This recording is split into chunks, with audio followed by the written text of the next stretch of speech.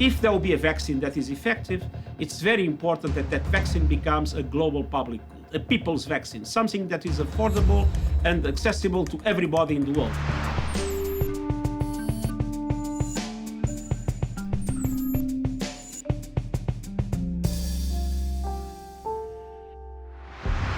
Hello and welcome to GZERO World. I'm Ian Bremmer, and today I'm taking a look at the largest intergovernmental organization on the planet. This year, the United Nations turned 75, a diamond anniversary. But when it comes to solving some of the biggest issues today, has the UN lost its luster? I'm talking to Secretary-General António Guterres.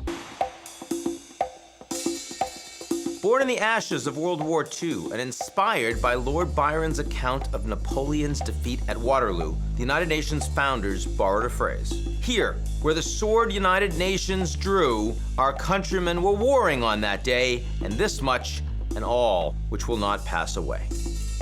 But 75 years after the United Nations was forged, its mission of international security is indeed in danger of what Franklin Delano Roosevelt and Winston Churchill surely considered unthinkable, passing away. We are as divided now as any time in generations, with multinational institutions like the UN devalued. Coronavirus has shown us just how far removed our world has gotten from the ideals that once stitched member nations together. That trend has been long in the making. It's what I've been talking about for years and why my show is called GZERO World, because there's such an absence of global leadership. But that doesn't mean there's no longer a need for global problem solving, even if it happens over Zoom. Human rights, climate change, AI, drugs, terrorism, the rise of China, growing nationalism in Europe and the United States, war, refugees, and of course, the pandemic. These are the issues being discussed at this year's UN General Assembly. For the first time, world leaders have not gathered in person. 193 heads of state and governments have instead gone virtual. And it's gonna be hard to compete with the theatrics of the past. In 1960, Fidel Castro broke the mold and his time allotment, 4.5 hours. That was his denouncement of the United States. That same year, Soviet leader Nikita Khrushchev brandished his shoe to protest criticism of Soviet meddling in Eastern Europe. 1974, Palestinian leader Yasser Arafat came bearing an olive branch and a freedom fighter's gun, as he put it, much to Israeli displeasure. 2004, Hugo Chavez called his US counterpart the devil, saying he could still smell the sulfur. 5 years later, Libyan leader Muammar Gaddafi literally ripped a page from the United Nations Charter. Who could forget that? And finally, in 2018, laughter filled the chamber when President Trump claimed his administration had already accomplished more than almost any other. So true.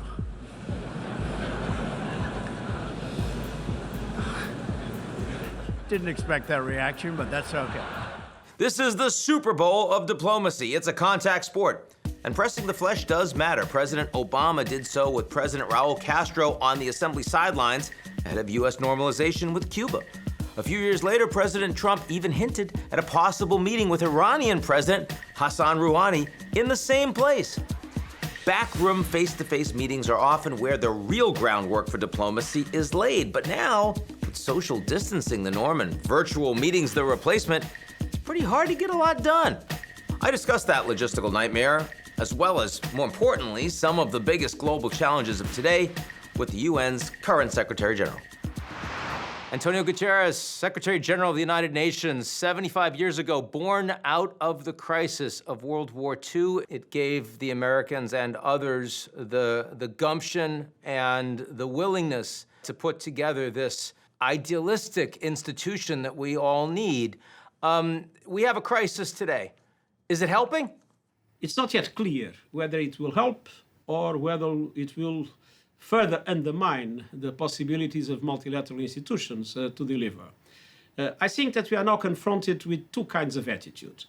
Those that look at the COVID-19 and feel that it has shown the fragility of the world, fragility in relation to a pandemic, a microscopic virus that's put us on our knees, fragility that would require us to be humble, to understand that we need more unity, more solidarity, and that we need better governance in global affairs, which means to strengthen international cooperation. On the other hand, the same situation has led many people to think that, well, what we need is to do it by ourselves. Let's deal with our problems and forget about the others. This is a big crisis, so let's take care of ours. This is, of course, exacerbating feelings of nationalism, of populism, even of xenophobia and racism in more extreme situations, and the denial of the need of multilateral governance and multilateral institutions. The two things are now confronting each other. Will be a very important ideological battle in the months to come. I'm on the side of those that believe that the world needs more governance, not less governance. But I am not naive, and I know this is going to be a very tough ideological battle. We might come out of it with the capacity to build back a world with more inclusive and sustainable perspectives. But we might come out of it with a world where chaos will become the main logic of international relations. The direction we're heading in right now, as you admit, is not towards stronger multilateralism, certainly and first and foremost in the technology sphere, but also in terms of broad governance, in terms of trade, in terms of geopolitical competition. What are the things, if they were to happen in the next months, that would give you a little more hope that actually we're starting to turn the corner in another direction? Some plausible things that you think could really occur? I think there are two main issues in the months to come. One is whether we will have or not vaccines and treatments that can be considered a global public good. We see at the same time initiatives to bring people together. We have seen statements by different countries that they would be ready to share whatever it is produced by them. On the other hand, we see a competition in which several countries are trying to guarantee the vaccines for their own people.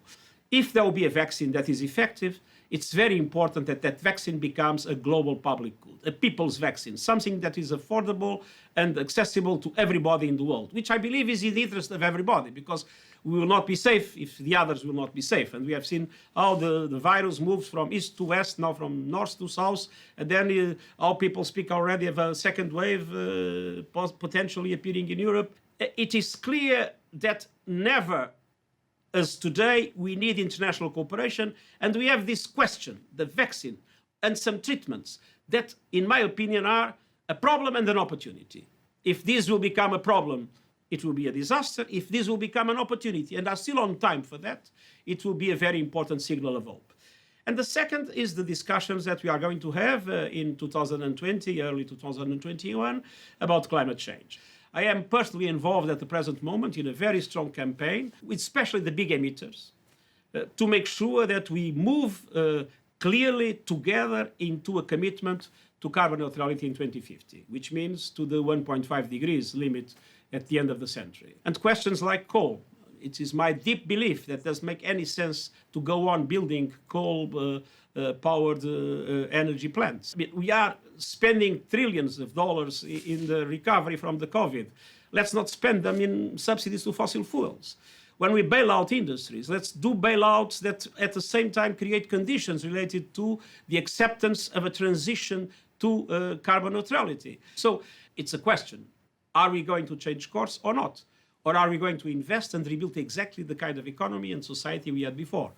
If we'll do it, we will miss an opportunity.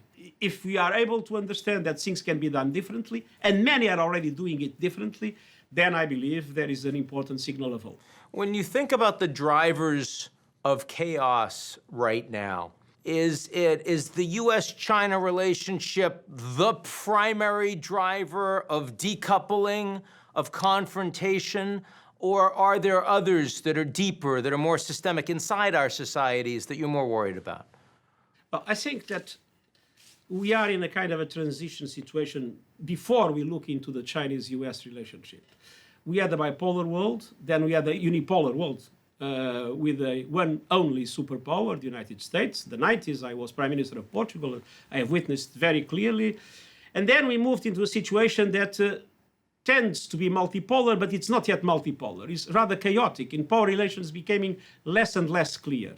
And it is in this context that in itself is a driver of chaos that we have now the two largest economic powers that risk to create a big rupture. And I say risk, I think we are not yet there. We are in a process that is still unpredictable, and we'll have to see what happens in the next 2 or 3 years to have a clear perspective of it. But the risk is there. And the risk is the risk to have two economies with two sets of trade rules, with two internets, with two different strategies for artificial intelligence, with two dominant currencies. Because if we decouple everything, in the end, there is a risk of confrontation that is very, very dangerous. One place of optimism, at least so far, both on the vaccine, on the economic side, and on climate change, seems to be Europe. The Europeans seem to be taking the lead on multilateralism on all of these issues right now. Am I right in that assessment? I believe Europe has understood that the climate question is an existential question and is ready to lead. But Europe is not enough. We need to have the US, we need to have China, we need to have India, we need to have Japan, Russia, because those are the countries that are the make it or break it in relation to the capacity to reduce emissions. And we need to reduce emissions dramatically up to 2050. We have already, it's important to say, 120 countries that have committed to carbon neutrality in 2050, but they only represent 1/4 of the global emissions. So the big emitters are what matters now. And that's where the pressure needs to be put. And I'm happy Europe has recognized it and is leading in that way. And climate change, again, I mean, if we go on with the present perspective, we'll come to the end of the century with 3 to 5 degrees increase. It will be devastating for the planet. So this is the moment in which there are basic choices that need to be made. And I'm optimistic that some countries are recognizing it. More and more leaders are recognizing it, and more. The business community is recognizing it. And I now, to be honest, see the private sector moving more quickly than many governments. And this is a source of hope for me. When we look at the multilateralism of the future, we think about the multilateralism of the past was essentially intergovernmental. The multilateralism of the future must be much more multi-stakeholder. We need to give voice and institutional influence to businesses. We need to give also more voice to the cities. And we need to adapt our multilateral institutions to be more inclusive. And this means that this is also an opportunity to change the power relations in relation to the different entities that we have in the international system, and to open up. Governments need to recognize that they do not represent the monopoly of political action, to open up and to make other actors being also influential in the decisions that we'll have to take, both for pandemics that are to come, the climate change, the cyberspace, and many other of the challenges that we face at the same time. Not only we need a strengthened multilateralism, but we need a much more inclusive multi-stakeholder multilateralism. Now, that multi-stakeholder idea is something that people have been talking about for a while, but you're certainly pushing it beyond the reality of where we are today. Do you think that's something that is feasible in the near term? Well, this is not going to be easy, but I see things moving and I see things changing. For instance, when we discuss the role of the business community in these questions, I see that countries that were totally opposed to it a few years ago now understanding that it will be needed. So I'm cautiously optimistic about the possibility to progressively move into a more inclusive multilateralism. It will take time, it will be done in different ways. In some aspects, we'll have variable geometries, in some aspects, we'll have different speeds, but I feel this is the direction of the future. And I mean, what needs to be, needs to be. This is a necessity. There is no way we can look at today's world based on a strict analysis of what's happening, considering that only governments are the interlocutors in the international sphere. Where would you say you have the most engagement, interest, strength in non-state actors to proactively be a part of that? Interestingly enough, in my opinion, now the financial sector is moving more quickly than any other one. On climate, for example. And, I think there is a reason for that. If you own assets, and if you own assets in fossil fuels, you understand that the value of those assets in 10 or 20 years' time will be smaller. And if that is the case, you will tend to reduce your investments in the areas that have no future and increase your investments in the areas that inevitably will become the areas of the future, be it in the digital world, be it in relation to the green economy. My special envoy on climate action and on finance, Mark Carney, has been extremely active on pushing both for the action of the actors and for regulations at the level of the financial systems. I believe that they can be a very important accelerator of the changes that are needed. Now, another one of your advisors, our friend Fabrizio, has said that politics, diplomacy is a contact sport. And I'm wondering, you know, as we look forward to this General Assembly, how much are you losing because we're not able to get the heads of state together in person? How much are you personally losing because you're not able to be on a plane and engaged physically the way we are normally? Inevitably a lot. It's clear. I mean, we are doing our best in diplomacy. We are trying to end the conflict in Yemen. There is a ceasefire that goes in and off in Libya. But of course, it's much easier to do diplomacy, and it's much easier to solve conflicts when you are able to physically contact people and to put everybody together in the same room for sometimes 1 or 2 or 3 days.